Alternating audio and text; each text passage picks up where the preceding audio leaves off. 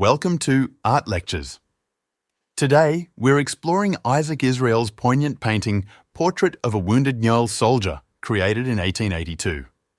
This oil on hardboard piece measures approximately 37 centimetres by 23 centimetres and captures a significant yet often overlooked aspect of colonial history.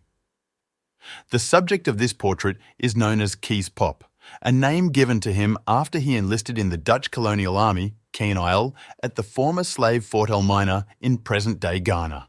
His original name remains unknown, though we know his parents were Kwamina and Ekohova. Kees Pop served for 12 years and fought in the Asa War in Indonesia, a brutal conflict that took place between 1873 and 1874. In the portrait, Kees Pop is depicted during a sick leave in the Netherlands shortly before his return to Africa. He wears a sling and prominent